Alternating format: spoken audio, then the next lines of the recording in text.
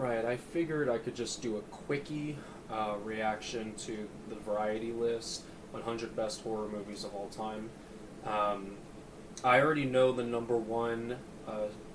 Spoilers, I'm very happy with the number one, but I don't know the rest of the list. I want to see. Because I was very impressed by their number one pick. So I'm wondering what the rest of the list looks like. Now, without really looking at the contents, I did check. Someone put the list on Letterboxd as a list, so I was able to see how many of these have I actually seen. I've seen 82 of them, which is pretty damn good, I think. So I think I'm pretty qualified to talk about what deserves to be here, what doesn't. I can tell you right off the bat, I see a couple here just in this thumbnail that I would not put personally, but I just want to see. So let's go ahead. Okay, right off the bat, Repulsion, Roman Polanski classic. I believe it was his second movie. This is too damn low. It's not my favorite. It's certainly not my favorite Polanski, but it is an extremely influential one. I'm surprised that it is on here though, because I figured if there was gonna be any Polanski, it would be Rosemary's Baby, which I'm sure that's on here higher, rightfully so. This is too damn low. This was a really important film for horror because this got a female victim and really made the movie entirely about her and in a more psychological way. So that really paved the road for a significant amount of horror. Let's see what they said about it.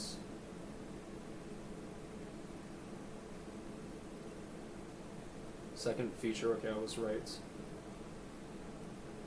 Yeah, look at this. The slow unraveling of her mind set the template for many hallucinatory imitators, from the Babadook to Black Swan. Absolutely. But, again, this isn't really my favorite movie, but if we're talking about, like, in terms of significance, this definitely deserves to be higher. Suspiria 99. Wow, okay, that is insanely low. Insanely low. Again, it's not my favorite Dario Argento film. It's one of my favorites. One of my favorite movies of all time. One of the most influential. Again, this is ridiculous. This is ridiculous. It's schlock. Yeah, it is. So, the Giallo film gone grade Z psychedelic. Yeah, this is not I wouldn't really call this a Giallo film.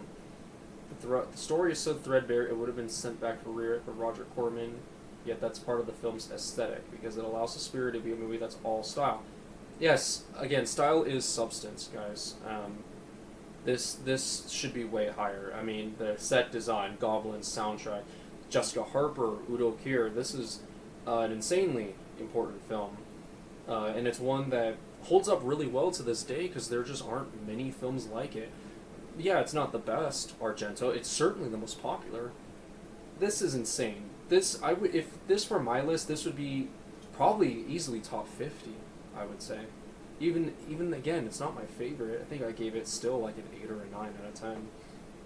That's ridiculous. The Devil's Backbone, number 98. Okay.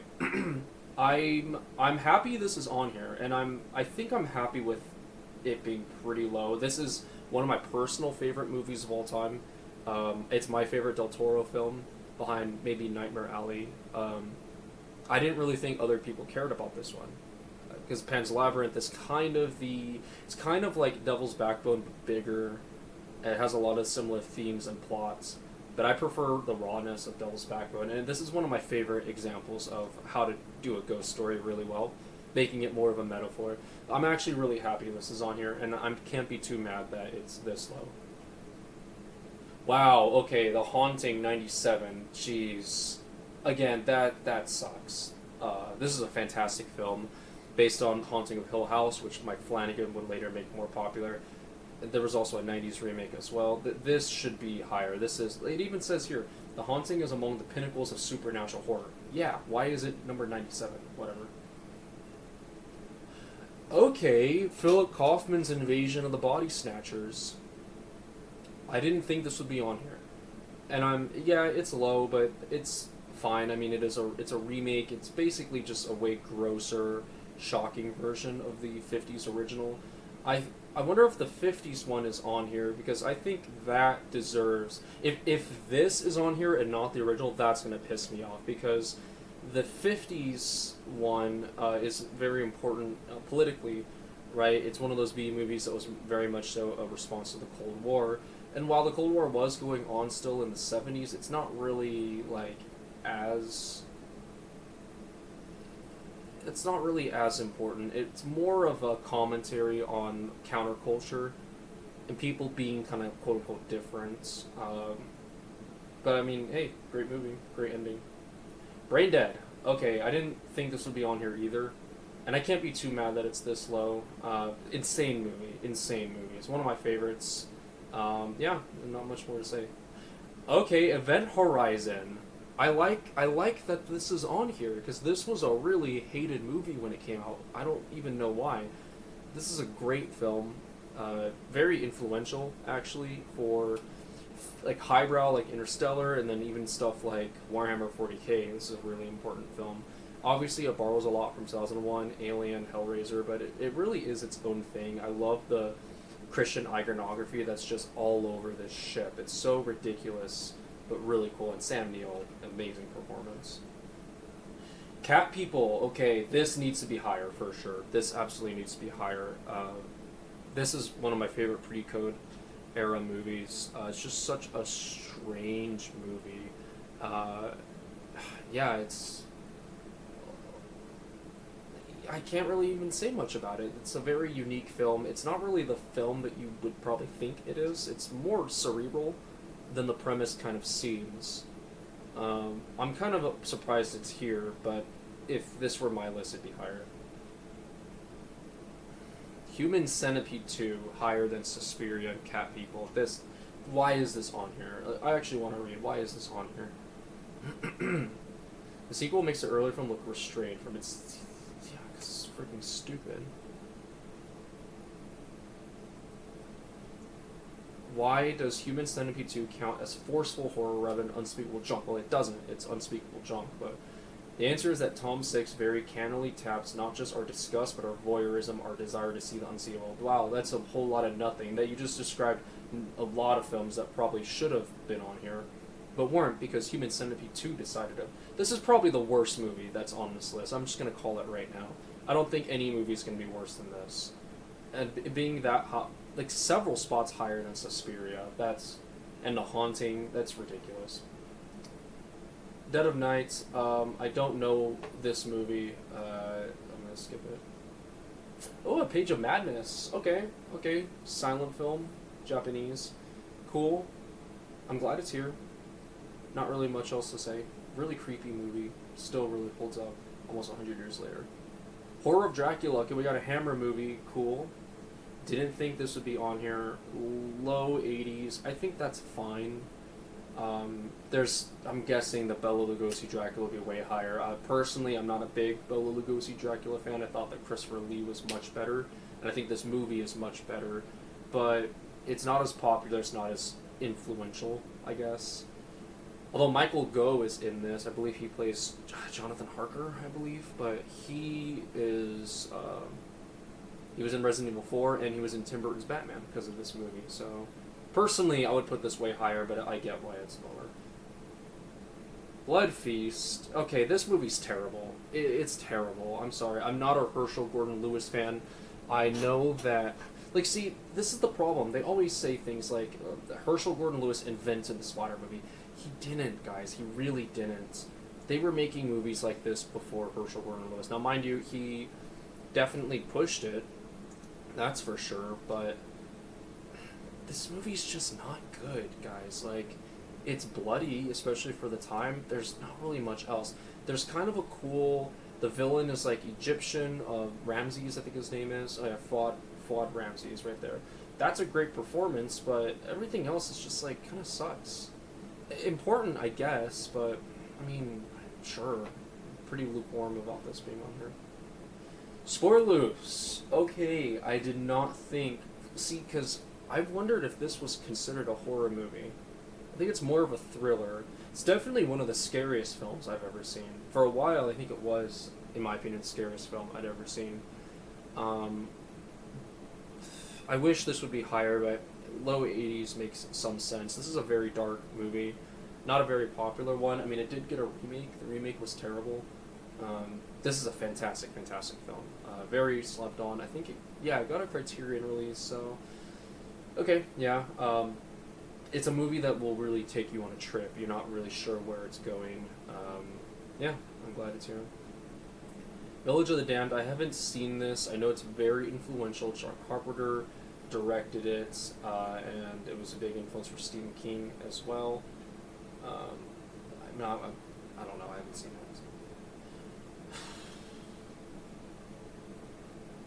Wow. Reanimator 85. See, if this were my list, this would be top 10. I think Reanimator is one of the most perfect films ever made. And to see it this low is frankly really insulting. It's insulting to Stuart Gordon's name. It's insulting to Empire Pictures, by extension Charles Band, Brian Usna.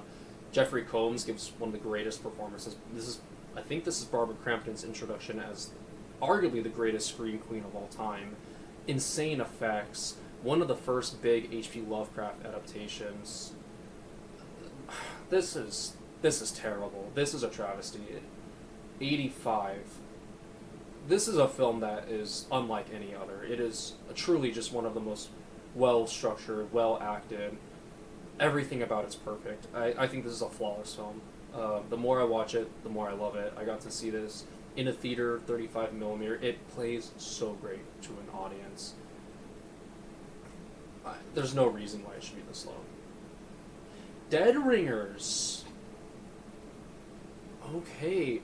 Again, this is another movie I'm not sure if I would qualify... I wouldn't qualify this as a horror movie. It's more of an erotic thriller. But this is a fantastic, fantastic film. This is my favorite Cronenberg film. There's got to be more Cronenberg on this list. This is the lowest Cronenberg so far, which sucks. Whatever Cronenberg is above this, I think they should swap places, because this is an absolutely amazing, amazing film. Jeremy Irons gives such an amazing performance. This movie has so much to say also about fraternity, about sexuality. It's a very strange, dark film. And transgressive in a way that still really holds up to this day. It should be higher than this. But also, I don't know if... this isn't really a horror movie. So I'm pretty conflicted. I mean, the more Cronenberg, the better, but... no, I don't think this should be... I don't think this should be on the list, frankly. Little Shop of Horrors, Roger Corman. Okay. I mean... I would have preferred if they picked, like, A Bucket of Blood. I'm sure Mask of the Red Death will be here. If it's not, if this is the only Corman, that's frankly pretty insulting. I wouldn't put this high on the list. I think 83, like 80s, high 80s is a good place for a Corman film. Unless you're like Mask of the Red Death, which is a masterpiece. I would have replaced it with A Bucket of Blood. Because Bucket of Blood came first. It was one of the first real like horror comedies, besides like screwball stuff like Abbott and Costello Meet Frankenstein. I mean, Corman's nice. I'm glad he's here. I personally wouldn't have picked Little Shop of Horrors. What Lies Beneath? Okay, I don't agree, but that's a bold choice for this list. That's a bold choice. I can't even be mad. This is a pick that's like someone picked this. You know what I mean? Like someone really loved this film and really fought for it, and they put it here. Wow, yeah, that's great. I mean, kudos to Robert Zemeckis for getting that on here. Wolfman 81. That's too low again. It's not my favorite for sure, but I mean, come on. That's, I mean, Lon Chaney's performance in this. I mean, wow. Okay. It should be higher, but whatever. Okay, House of Wax. House of Wax. The first 3D film. released by a major Hollywood studio. Also, I believe the first 3D film to be in color. I could be wrong about that. Vincent Price, I mean, this was his big starring role. I wish this were higher. I understand why it's not, because the remake is much more popular, or they even say 2005 remake is much better known, but only the original can boast the rebirth of a new again star. Yeah. Vincent Price is one of I think the greatest American icon in horror cinema. Easily Vincent Price. Yeah, I mean, yeah, it would be low on my list. It would definitely be on there, so as long as this isn't the only Vincent Price movie. If it is, that's terrible. The Omen. Have not seen this yet. I know I need to, so... Wow. Angst. Okay. Again. Bold choice. Bold choice. This movie's extreme, guys. This movie is really hard to watch. It's an amazing film. This is pretty high for it, though. I would have personally put this in the 90s or so. Like, you switch Suspiria with this or something, man. But I'm really happy this is here, because this is a fantastic, fantastic film. 50s Blob. I'm not a fan of this one, honestly. Like, I guess it was one of those things where it's like you really had to be there when it came out, but it's just so hard to look back at this when the 80s remake exists. I believe it was written by Frank Darabont. Gosh. Yeah, this would not be on my list. I'm sorry. I know it was a big influential B movie, but I would have put like Them. I found out that Them is not on this list. That sucks. Like, I replace the Blob with Them. That I would be perfectly fine with that. I Walked with a Zombie. Okay. Yeah, this is a really great film. Very ahead of its time, actually. It's like Jane Eyre reimagined as a midnight voodoo dream. That is a pretty good description, actually. Yeah, I'm happy that's there. The Descent. Okay, I'm not surprised this is here. This has really become a modern classic. But I'm surprised it's this high. I thought it would be lower. But this is a fantastic film. I love this movie. Personally, I would put it higher, but legacy takes time, right? And I really think, I mean, this film's almost 20 years old. I think this is going to be a classic. I think people are going to look back on this like it's like Psycho, honestly. I really do believe that. This is one of the scariest, most deranged films I've ever seen, and the less you know about it, the better. So, A Nightmare on Elm Street. It's low, but I'm not super mad that it's this low. Honestly, this isn't my favorite Wes Craven movie, and I love Elm Street, and I love Freddy, but, I mean, Elm Street's not even in my top 4 Wes Craven movies, believe it or not. So if there's another Wes Craven, I'm sure Scream's on here. If there's more Wes Craven on the list, I'm happy. Maybe Last House on the Left will be here, even though I'm not a fan of that one, but, yeah, I mean, the thing with Elm Street is it kind of saved and ruined slashers, because Elm Street was one of the first really big gimmick slashers, and then ever since Elm Street, it was all about the gimmick. And, I mean, it works and it doesn't. And I think that with this film, great premise, pretty good execution, but it wasn't until, I think, Dream Warriors where it really took off with its premise. So, I mean, yeah. I'm not even sure if I would put it on my list. So, even though I love it, just because I would have put Dream Warriors. So if this is the only Wes Craven, and if Dream Warriors isn't on here, come on, it isn't. Like, then that sucks. Blood for Dracula. I have not seen this. I really want to. I'm surprised it's here. Black Lagoon should be higher. Again, this is one of the last, if not maybe the last, of the kind of universal classic monsters. And it's one of the best ones. I mean, the Gillman suit is probably still one of the most impressive suits. The underwater scenes, just gorgeous, gorgeous movie. This is... I mean, look, the plot maybe isn't the best, but this is a special effects film. It was even in 3D.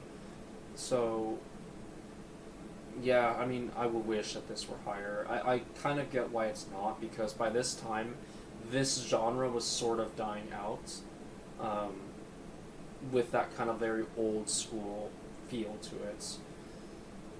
Which, I mean, that made it more precious. I mean, I'll say this, the sequels are terrible. They're terrible. This is really the only good one. So, I mean, yeah, it's low, but whatever. I'm gonna pretend that this isn't on here. The way, like, I haven't seen this yet. I know. I really want to, but... Near Dark, number 69. That's bold. That is bold. I'm going to be honest, I'm not the biggest Near Dark fan. I do love and respect this movie. Bill Paxton's performance is like one of the best performances in a horror movie I've ever seen. And this is back when Catherine Bigelow was making really interesting stuff. This has an amazing soundtrack by Tangerine Dream. It's a very like weird take on vampires, almost like a weird western, and a very melancholic movie. The only thing is that ending is so bad. It reeks of studio meddling. I could just see the notes fly by the screen from the corporate suits. But I mean, the bar scene in Near Dark, that is one of the all-time great vampire scenes in cinema history. So I'm very happy that it's here, and I think I'm happy that it's this high. I did not think this would be on the list, so that's cool. The Sixth Sense. This might be controversial. This is one of my favorite films of all time, by one of my favorite directors of all time, M. Night Shyamalan. I don't know if I would call this a horror movie. Again, this is more of a thriller to me. But man, this is such an amazing movie. Everyone's at the top of their game. Toni Collette, Bruce Willis, and of course Haley Joel Osment. The effects. This is about as great, I think, as PG-13 horror can get. The scene with the funeral in the family's home, the scene at the school. I mean, it's a chilling film. Don't get me wrong. I just don't know if I would call this horror, because with The Sixth Sense, really it starts kind of horrific, but as it goes on, it gets like lighter and sweeter, because ultimately this is a film that's about someone who is a child. You know, this personally, the way I interpret it, you know, coming from my background and my employment, to me this feels like a film about a child who is different. That there's something you could kind of read into this with like a neurodivergence angle, and the world is scary to him, and he's kind of scared of himself, and he finds understanding, and he finds comfort, and it's really a beautiful, beautiful film. I mean, I'm getting kind of emotional thinking about it, but it's like very antithetical to horror, I think, because it is... The elements are there, I just don't think it all comes together as horror. I think calling it horror kind of diminishes it. But I'm happy to see Shyamalan on here. I'm worried this is the only Shyamalan. Yeah. Possession should be higher. This is one of the greatest, if not the greatest, erotic horror film of all time. I mean, it still hits hard to this day. This is like extreme stuff for that time. This is the early 80s. Isabella Johnny and Sam Neill, two of the greatest performances of all time. And all of this is like this terrible marriage relationship stand-in also for the Cold War, with its setting. Like, it's so unique. It is one of the most unique horror films of all time, in a way that nothing has come close to this ever since. The first Omen has a big tribute to it. The Substance also definitely has a lot of possession in there, but I mean, guys, nothing touches the original. I mean, this is like a really shocking, moving film, and it should be higher. I would put this in the top 20, personally. 67 is just, it's way too low. The Babadook, no. Look, I like this movie. Keyword is like. I know people hate it. I blame it for what it's caused, because this was one of the big, along with like The Witch. This was like the beginning of like A24 horror. Although I don't think Babadook was A24, but it still kind of has that style to it, if you know what I mean. Guys, no, no, it's legacy takes time, and putting the Babadook several places higher than The Haunting and Repulsion. I mean, the article even said Repulsion inspired the Babadook, which it definitely did. That's terrible. I mean, no, I wouldn't. I would not put this on the list at all. And number 66 is just Incredible Shrinking Man. Oh man, I love this film. I love this film so much. I guess it's horror. It is definitely horrific. I always saw this as more of like a drama, personally. This is a really sad movie, and actually, effects hold up pretty well to this day. This movie's really hard to watch, guys. It is so sad. I mean, it is. It was written by Richard Matheson. I think it was based on a novel by him, and the writing, the story is just so good. I mean, it seems kind of campy. Oh, this guy's shrinking, but it's really a commentary on gender roles, on the man's role in the family, feelings of emasculation, ultimately leading to feelings of dissociation, nihilism, this mentality of diminishing yourself. That's really what this film is about. And then it has such a great ending. I will not give it away, but it is such a moving, powerful ending.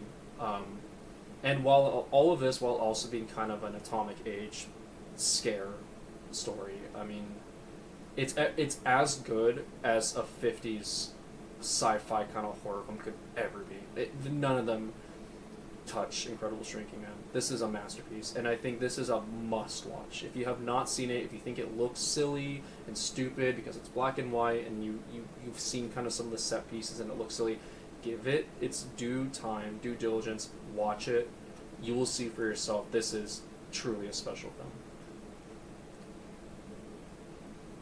Planet Terror. No. I like this movie, guys, but no. I mean, no. No. No. Dr. Jekyll and Mr. Hyde. No. I respect it, but there's so much better stuff from that era. I mean, freaking Wolfman and Creature of the Black Lagoon are way below this. Come on. Gremlins. Oh man. Gremlins it's far from a perfect movie, but it is one I personally love. I love this movie. I think this is as good as like a gateway horror movie can be. It's fun, it's dark, it's silly. It takes itself as seriously as it needs to, and of course, man, those effects, those puppets, they still look good. I think this is a timeless film. And I watched it when I was very young. I know people that have watched it also that were very young, and it's just really special. It's a very special film. It also was one of the reasons why PG-13 got made. So, it's low. I mean, it's a very silly, crass movie. And I think Gremlins 2 is much better. So I think I'm okay with it being there. Candyman. Lower than I thought it would be, but I mean, it's not my favorite Clive Barker adaptation. Tony Todd gives one of the greatest performances ever, and in a way it was kind of ahead of its time. I love the weird take on like urban folk tale, like urban legends, I guess I should have said. Yeah, can't be mad. I respect Candyman, I respect Clive Barker, Tony Todd, I'm glad it's here. Funny Games. Not my favorite Michael Haneke. In fact, this is probably one of my least favorite. I still like it, but it's the one that got popular outside of.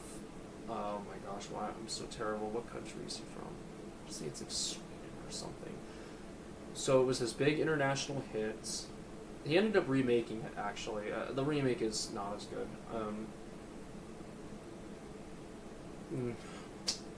No, I would have put another film on here. Whatever. I haven't seen this yet. I know I need to. Whatever happened to Baby Jane, so we'll skip that. Raw? Remember when I said Legacy takes time? This is almost halfway through the list, and we have this movie, Raw. No. And I like this film. I think the ending is really stupid, but a lot of it is really good. And, I mean, Titan is a far superior film. Titan should be on here, not nearly this high. I would put it, like, in the low 90s, but no. Absolutely not, no. Peeping Tom. Okay, good. I'm glad. Michael Powell, fantastic filmmaker. This is a great film. I mean, it was like right around the time as Psycho, and both very transgressive films. Peeping Tom has this rawness to it that Psycho doesn't have, and it's also really cool because this is, like it says here, one of the earliest slash films presented from the killer's POV. Yeah. So, this is a fantastic film. I mean, yeah, I would put it around here too. Okay, yeah, Cronenberg. So unfortunately, this is going to be the highest a Cronenberg movie gets, I'm sure, The Fly. Maybe Videodrome would be on here, but I love The Fly. See, I'm really conflicted on it because it is by far his most mainstream movie, and almost rightfully so. I think this is one of his best, but I mean, personally, I much prefer, like, Dead Ringers, Videodrome, those type of films. But this is a fantastic film. I mean, The Fly kind of transcends its genre. It's really like a drama, ultimately. It's a very sad movie. Jeff Goldblum, one of the best horror performances, the effects. I mean, I can't be mad. But if this is the highest a Cronenberg movie is, like, whatever. It's just a very safe pick. A very safe spot. Caligari should be way higher, guys. This is... If it weren't for Caligari, 90% of this list would not exist. Wasn't the first horror movie, but it's one of the first to really establish that style, you know, that German expressionist style. It was one of the first films, I think, with a twist ending. All-time performance. I mean, the main performance in this, Werner Krauss, he is really the backbone for a lot of the Universal monsters. That image of him carrying the woman on the rooftops, I mean, that is horror distilled. Guys, this is an amazing film that over 100 years later, it still holds up. I mean, do you guys get the significance of that? This is top 5, I would say. I really would put this top 5 on my list. At number 55, not even halfway, is just insulting. I mean, wow. How... Oh, wait. No, I'm so stupid. Werner Krauss is Dr. Caligari. The main guy is Caesar, yeah. Oh, they have his actor's name. Conrad Veidt. Veidt? Okay, yeah. Messed up there. Sorry, guys. Let the Right One In. Okay, this is a very controversial film, and it is one of my favorite films of all time. This was one of the first films I ever gave a 10. Like, when I made Letterboxd, I remember this was one of the first films that I watched for the first time, and I gave it a 10. It's a masterpiece. Again, though, horror, I mean, it's a horrific concept. It has vampires, but it's much more of a romance drama, if anything. This is a really messed up movie, guys. I mean, wow. It's heavy. It's really heavy and deals with a lot of controversial subjects. I don't know how this film would play to kind of quote-unquote modern audiences, because you really need to buy into the characters in this. And I'm worried that there will be a lack of media literacy with this film. They're not really going to understand what the director is really trying to say with it. I think this is one of the most important and unique takes on vampires. Not only like the myth of a vampire, but also this symbolism of a vampire, almost like a parasite, right? And the way that the main character, I don't want to give too much away, but the way this main character just feeds off of others in more ways than one. I mean, this is a really truly shocking, transgressive film. And I'm very happy to see it here. Personally, I would put it higher, but I understand why it's not. Eraserhead. Is this a horror movie? I'm going to say yes.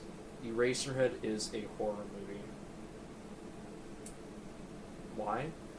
Because the film is really about a real fear that David Lynch felt while making it, the fear of being an accidental father. That's a very real fear, and because of that, Eraserhead, despite its surrealism, feels very real. The emotions are real, and that's David Lynch's kind of style, right? Is making you really, maybe you're not understanding what's happening, but you feel what's happening. Yeah, I mean, I probably would put it higher, but I'm a Lynch fan. If this is the only Lynch movie, I mean, his stuff transcends genre, you know? I have a feeling this is the only Lynch on there. Blood and Black Lace. Okay, Mario Bava. Weird that it's this high. I would have thought this at Suspiria would have switched spots, but I'm happy this is here. I mean, this is a fantastic film. Yeah. Yeah, not much else to say about that. Irreversible. It's definitely horrific. But, again, calling this a horror movie, I feel like diminishes it because this is real. Like, this isn't about monsters. This isn't about crazy cannibals. This isn't about ghosts. This is a real horrific film that has probably the most intense depiction of rape in cinema history. It's horrific. Is it horror, though? I don't think so. I don't really like that this is here. Jeez. Yeah, it even says, it's a true life horror movie that should come with a warning label. It's powerful, but also it's a movie you can't unsee. That's true. But, again, a true life horror movie, that rubs me the wrong way. I don't think... I love this film. It is horrific. I would not put it on this list. Okay, we're halfway through. Onibaba. Yeah, great film. I'm not super in love with this movie, but I see the influence. Especially William Friedkin. This was one of his favorite films. And it's a very important film because it's like one of the first big exposures to like yokai internationally. So yeah, I'm happy to. Okay, The Witch. So remember when I said legacy takes time? I think The Witch has earned its legacy. It's almost 20 years old. No, it's almost 10 years old, what am I saying?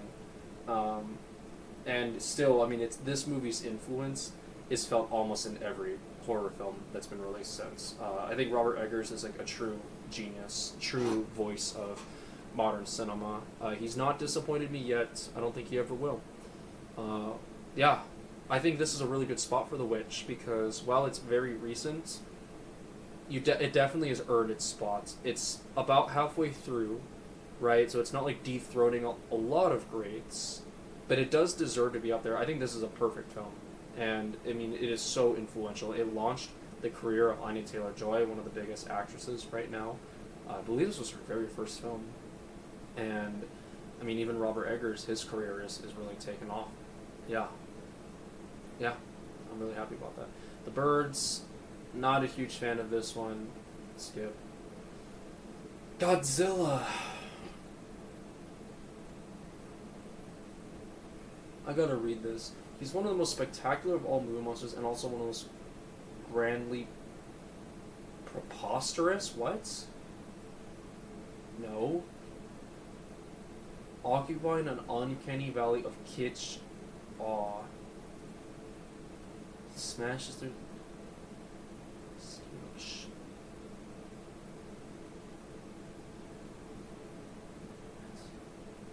This is terrible. This is a horrible write-up. This is... Wow, that's insulting. And I noticed... I hate to be that guy, but it's a very distinctly American thing I see of people that cannot take Godzilla seriously. Like, they're making fun of how he looks right now. Are you serious? With skin like shag carpeting, plates that line his back like a small fur Christmas trees, and eyes so beady they're just the size of puppyish. He's a metaphor for Hiroshima and Nagasaki. His skin is supposed to look like the charred victim of a bomb. Like, what? His fins are supposed to be like a seismic activity charts. Like, everything about him is cohesive. What do you mean he's preposterous? It makes sense in the film's story. He's a walking metaphor for the nuclear devastation. Yeah. As such, he's as serious a figment of 20th century horror as a civil. Yeah. But he's played by a man in a dinosaur suit, and on some level, we always know that we're watching a tacky, ingenious, apocalyptic puppet show. A lavishly somber orgy of just. This is. Whoever wrote this should be ashamed. This is so insulting. I mean, look, okay, you watch Godzilla movies like Godzilla vs. Megalon. Yeah, he's silly. In this film, he is a serious threat. This is a dark, serious film. And they're just laughing at it. Like, oh, it looks fake. Who cares? It's a, like, what? The message gets through, regardless. Like, unbelievable. As for if Godzilla's a horror movie, yeah, I mean, I would say yes. But, I mean, it involves a monster. Horrific things happen, but I feel like other Godzilla movies have leaned more into the horror aspect, like -1. But, you know, kudos to picking the original. The Thing is number 46. Jeez. Should be higher. Not much else to say. This is a masterpiece. It's one of the most perfect films ever made. One of the most influential films ever made, even though it was a flop. This is top 10. It's top 10. Number 46. Wow. Invisible Man should be higher. Again, love this film. Love this one. Claude Rains, one of the greatest horror performances. The effects, unbelievable. The story is great. Like, this is my favorite. Spoiler, this is my favorite Universal monster movie, and it should be way higher. Wherever Frankenstein or Dracula are, replace it with The Invisible Man. I said it. Like, I don't know how. I don't care how big of a hot take that is, but. Okay, Manhunter. I didn't think it'd be on here. I'm happy it is. Vampire. Great film. Yeah, I'm happy it's here. 28 Days Later. I don't know. Look, as a film, I enjoy it. But what this film did to the horror genre, it is not recovered from. The whole rage virus, this disease-eyed, fast zombie, I hate that shit. I hate it. I just... Yeah, I mean, it is very influential, but not in a good way. If I were in charge of this, this would not be on the list. I've not seen The Doubles yet. Really want to. Bride of Frankenstein is number 40. Are you serious?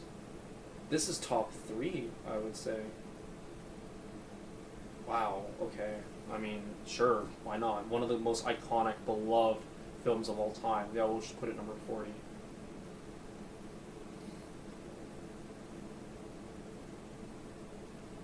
Quiet have not seen yet, really want to. Freaks. Man. Okay, they say, yeah, this movie is scarier than Dracula, I agree. Man.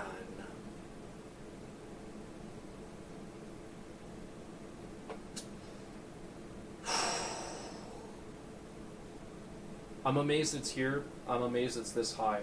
I think this is a good spot for Freaks. I think this is still one of the scariest films ever made. That ending is just, it's haunting. There's very few films that are like this. I mean, Nightmare Alley, Shape of Water, they can base it here. I haven't seen A Different Man, but from what I know about it, yeah, it kind of seems sort of like Freaks. But nothing touches the original. I mean, this is a bold movie. Yeah. Deep Red is number 37, while Suspiria is number 99. I mean...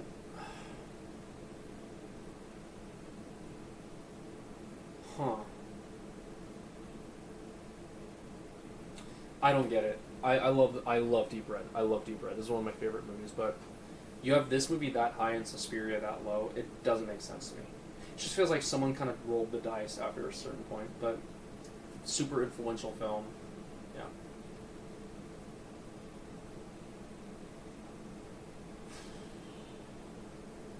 Remember when I said Legacy takes time? Yeah, this should not be on the list. 36? Are you kidding me? 36. Variety, what are you doing with this one? What? What?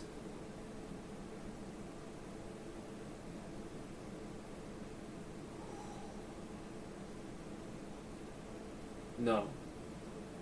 Remember when I said Human Centipede didn't deserve to be on here? I think Human Centipede deserves to be on here more than Hereditary. Now look, I don't hate this film, but this is... Hereditary did nothing. It did nothing for the genre. It's... I mean, it's just coasting off of the A24 elevated horror hype that films like The Witch had already done, that films like The Babadook had already done. Even The Conjuring, honestly, was more unique than Hereditary. Well, unbelievable. I cannot believe it's this high. Moving on. There it is. Okay, Original Invasion of the Body Snatchers. Okay, I'm glad it's this high. And nothing else to say. Evil Dead 2, 34. Now, this is probably my favorite horror film. It's the one I've seen the most. I'm guessing that Evil Dead 1 isn't on here. Way too low. I mean, Evil Dead 1 and 2, so influential. Like, haven't seen M yet. Really want to. I've said it before, I'll say it again. I'm not a fan of Night of the Hunter. I just don't get it. Well, not conventionally a horror film. Yeah, it's not a horror film, guys. Like, Robert Mitchum's amazing in it. Amazing performance. But, I mean, honestly, that's it. Like, that's it. That's all this movie has. It's shot well and has Robert Mitchum. That's it. Like, nothing else in this movie is that interesting. Ringu. Yeah, I mean, it's not my favorite, but yeah. Really launched J-horror, as well as analog horror, honestly. Yeah, I would put it pretty high, too. Eyes Without a Face. Didn't think it'd be on here. Great film. Okay, Phantom of the Opera is very high. It's higher than I would put. I mean, but this is an amazing film. I mean, Lon Chaney, wow, amazing performance. And really the start of the Universal Monster craze. But I'm just surprised. I'm surprised it's that high. But hey, kudos to it. I'm glad it's that high. Wicker Man should be... Well, no, I guess that's a good spot for Wicker Man. This is by far one of the best films on here. This is, like, so good. It's so good. So good. One of the most perfect films ever made. I mean, the less you know about this film, the better, honestly. It's a shame that this image is so iconic, because, man... Okay, Dracula's not as high as I thought it would be. I'm not the biggest fan of this Dracula, so I understand why it's important, but, you know... Innocence. Okay. I haven't seen this, but sure. Yeah, Scream. I knew Scream would be high. It's great. Not my favorite Wes Craven. This is going to be the highest a Wes Craven movie is, unfortunately. A very important film. Kind of like also sort of ruined. This movie also kind of ruined the genre. I mean, it's movies like this that caused Wishmaster to flop, you know? Blair Witch Project number 24. I feel like this should be higher. Certainly one of the most important. I'm guessing Saw's not on here.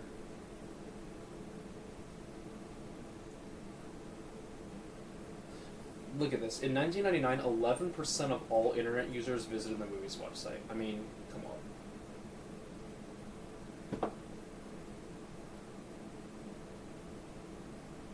Yeah. Great film. Dawn of the Dead. Yeah, yeah. It's not my favorite. It's a lot of fun, but yeah, yeah. Carnival of Souls. I didn't think this would be on here. I'm happy it is. A lot higher than I would put it personally, but it kind of deserves it because it was a huge influence for David Lynch. So, Black Sunday, not a surprise. Not a surprise. Great film. Remember Legacy Takes Time, guys? Absolutely not.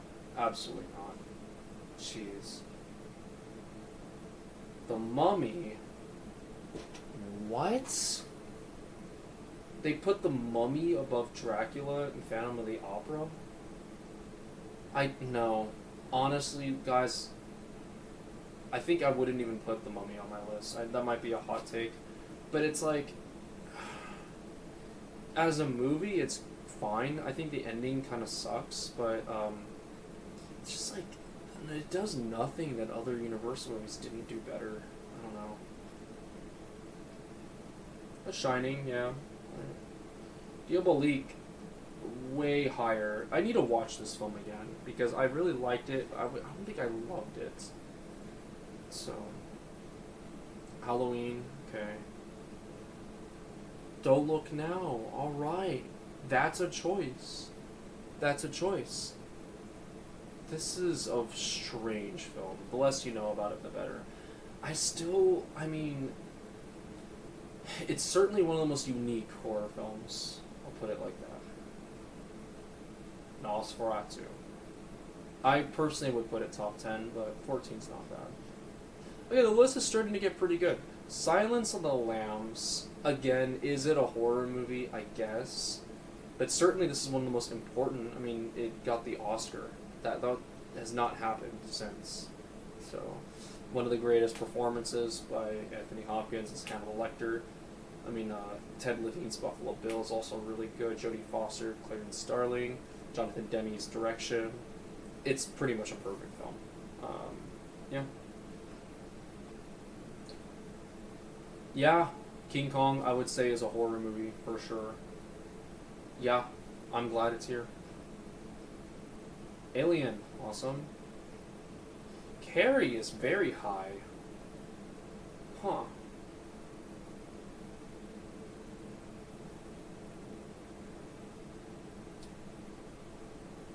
Yeah. This is a fantastic film. Wow, I don't know if I would put it this high. As much as I love Carrie. I mean, gosh. Sissy Spacek in this. What a performance. What a performance. Wow, I mean, just a fantastic film. But, man, number 10 above The Shining, Alien, King Kong? I wouldn't, no. See, I knew about this too. Guys, Solo's not a horror movie. Horrific things happen, but it is a satirical drama. No. No. Great film, but no. I hate that this film's become a meme, because people that they don't get it. They don't get the significance of this. They think it's just shock or torture porn. Guys, it's a satire on Italy's politics. Like, yeah, Frankenstein, I feel like should be the highest of the Universal monster movies. I mean, I wish it were Invisible Man, but if we're talking about influence, it definitely Frankenstein. I mean, it's like the quintessential gothic film. So, alright. Wow. Audition, number 7. I don't agree, but sure. I mean, personally, I would put another Miyake film, maybe Gozu or something, but again, this is the film that really broke a lot of J-horror to the mainstream, and I feel like that's really why it's this high. I mean, it's a fantastic film, but yeah, Night of the Living Dead, number 6, yeah. I mean, one of the first films that have reanimated corpses as zombies. Rosemary's Baby is very high, number 5. I think it's a good spot. I mean, oh gosh, this movie is so transgressive. That ending is like an all-time horror great, and I feel like that it really inspired a lot of endings to come.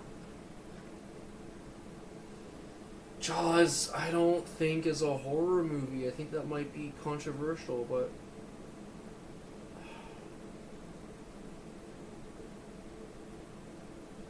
yeah, I don't know.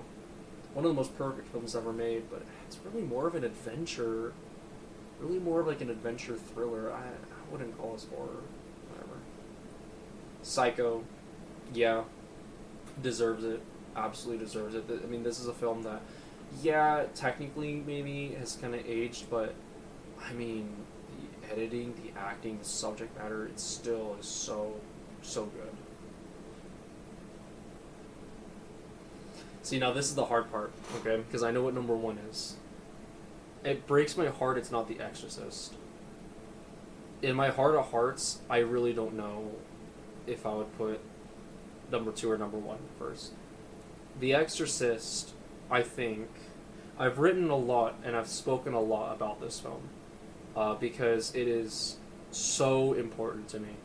Like, this William Friedkin is a Mount Rushmore director for me, and literally, I mean, not to discredit his filmography, it's great, but literally just for The Exorcist, that alone, it puts him on there. That's how good this film is.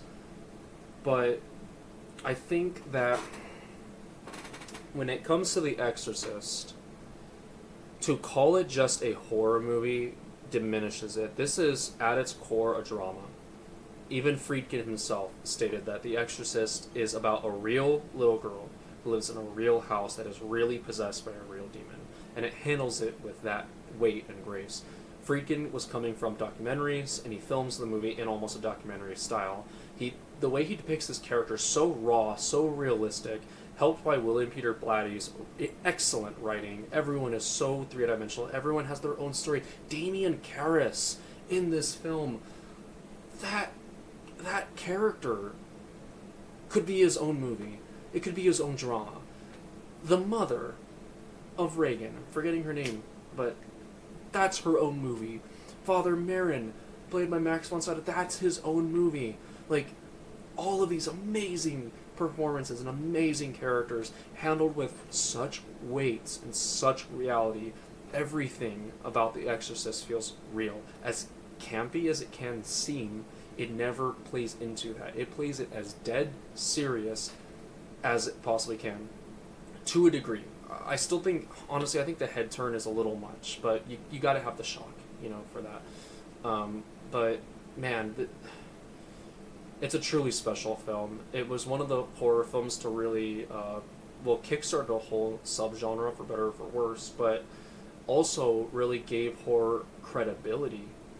I mean, I think The Exorcist was really one of the first.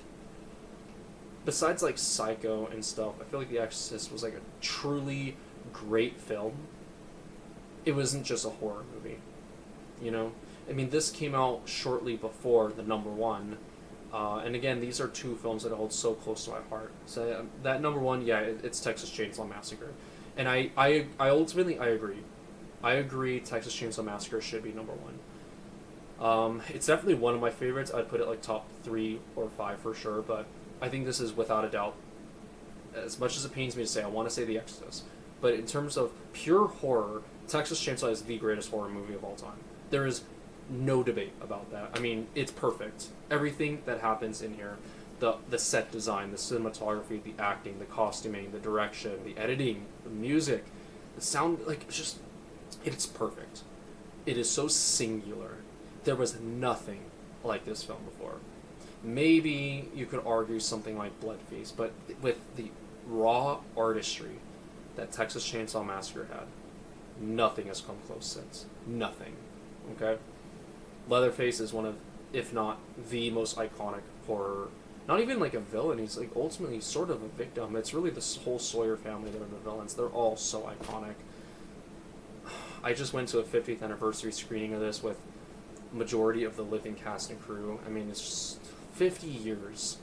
Nothing has come close to this. Nothing has changed the game as much as Texas Chainsaw. I don't think anything ever will. This is one of the rawest, most disturbing, but most entertaining and enjoyable films of all time. And it's a true testament to Tobe Hooper and his style. I mean, simultaneously hilarious, mortifying, ridiculous, realistic. it's all somehow done here. You get everything. Like William Friedkin said, like you get everything out of Texas Chainsaw. It is the ultimate cinematic experience. One of the greatest horror film of all time. I think this is contender for one of the greatest films of all time. So that's the list. I mean, some really big hiccups. I mean, Hereditary being that high, but Texas Chainsaw number one. Thank you, Variety. You're absolutely real and right for that.